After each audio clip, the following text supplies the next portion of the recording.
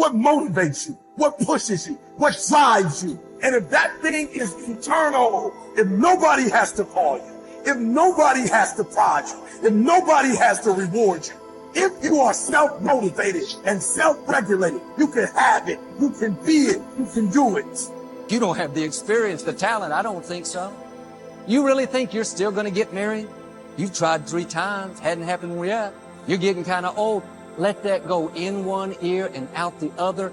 People don't determine your destiny. A totally different life, a totally different job, a totally different income, a totally different relationship with my kids. Not like one decision, I'm divorcing you in the marriage example, but one decision on, you know, you could be having a conversation with your spouse and you feel your emotions rise up, and within a tiny window, those emotions can take over and can impact how your marriage goes. Or you can learn how to take control of that micro moment and make a decision to act in a way that actually shifts your marriage. Your life comes down to your decisions, and if you change your decisions, you will change everything. The problem is that if you're told, which I was, and all the time you're growing up, they say you have to get good grades or you won't do well in life. You have to get good grades or you won't get into college. You have to get good grades or you won't get a good job, won't get married well, and so on. They tell you that to encourage you to get good grades. So what if you got lousy grades for whatever reason? Well, now you could be 25 or 35 years old and you don't even try. You don't even try because, hey, you didn't get good grades in school, so you're kind of short of potential. And what we do is we actually sabotage ourselves. We drive with our foot on the brake of our own potential because we think, well, I didn't really get good grades in school. And then you read the studies and you find that most of the people who got straight A's work for the people who got B's. And the people who got B's work for the people who got C's who own the companies. And the people who own the companies got the money from the venture capitalists, all who got D's in school. You may be in a situation where you don't see a way out. It feels like a dead end in your health, your career, a relationship. It's because the door is not there yet. The good news is God is not finished. He's already designed your doors. They're already on your plans. At the right time, that door is going to suddenly show up. Suddenly things shift in your favor. Suddenly the opposition goes away. When you don't see a way, instead of being discouraged, you need to remind yourself, no person can stop your destiny. No bad break, no sickness, no opposition. Is the refuge of losers, wondering why other people are successful. Like, who gives a fuck? You can say you think it sucks, but to spend time wondering why someone is successful and hating on someone who's successful, it doesn't do any good. The truth. We're running from the truth, man. As painful and as brutal as it is, we have the ability to go in such a space if you're willing to suffer, and I mean suffer. Your brain and your body, once connected together, can do anything. The only way you're ever going to get to the other side of this journey is you have got to suffer to grow. To grow, you must suffer. Martin Luther King said that not everybody can be famous, but everybody can be great because greatness is determined by service. Now, we live in a world where everybody wants to be famous and where we admire people for just being famous.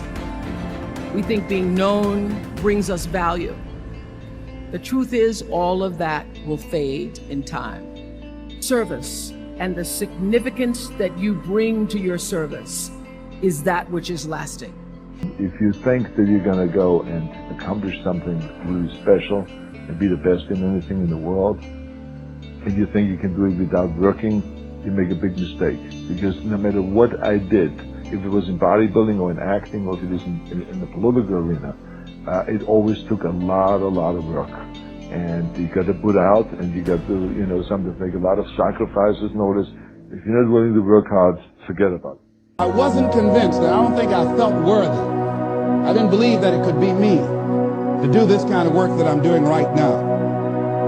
And I say to you that if you begin to take a conscious effort to find out what it is that you're supposed to do, I say that it can literally save your life.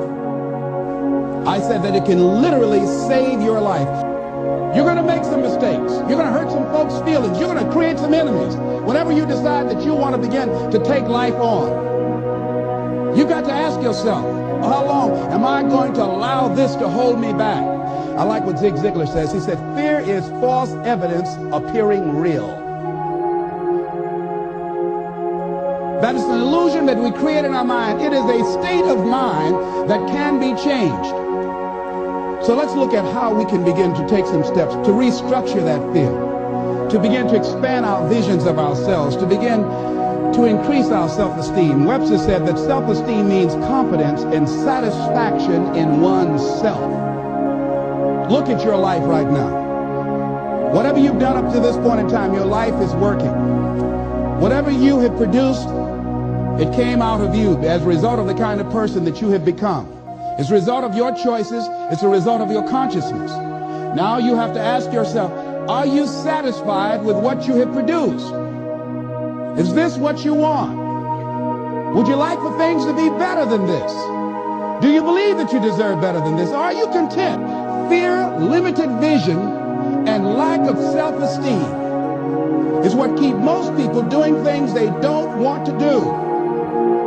The same reason that people stay in relationships where they're abused or they're unhappy or it's unfulfilling, they can't see themselves beyond that relationship. They can't see themselves enjoying life without that person. They think that this is all that they can do.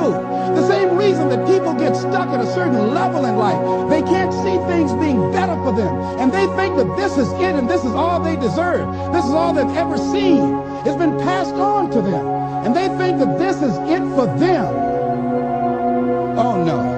Get inspired, and if you act on that inspiration, your life will be more fulfilled. And it's not just inspirational in terms of financial success, but in terms of doing difficult things, whether it's running 100 miles, it doesn't pay you a goddamn thing other than the wealth of the knowledge that you can push yourself to such an extreme, or anything else, whether it's someone who becomes really good at playing chess or someone who's really good at martial arts or whatever it is. There's a great feeling in these overcoming these difficult things. I firmly believe that everybody on this planet has a gift. It's your job to figure out what that gift is.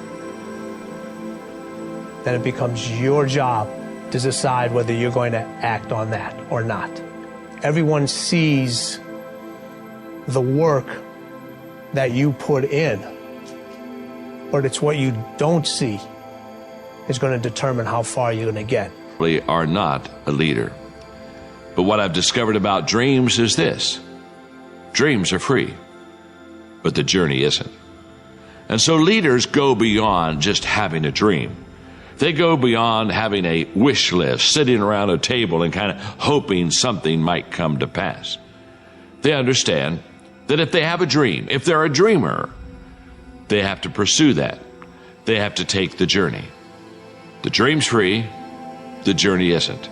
You can close anyone at any time. It means that you have the ability to generate revenue at any moment. You can't be what you can't see. The reason people change is because of pain. The reason we grow is because we get uncomfortable and we embrace being uncomfortable. But being honest with the pain that we feel is usually the prime mover for people to do the work that is necessary. Pay the price to change. And really all of change comes from not focusing on what you can't control. It comes from focusing on what you can control. All of change has a price tag attached to it. That today, each and every one of us, we have to count the cost. Do we actually want to change? Are we willing to pay the price for change? You can't control your urges or how you might feel, but you can always choose how you behave.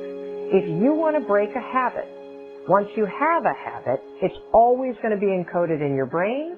The only way that you can break it is to replace it with new behavior.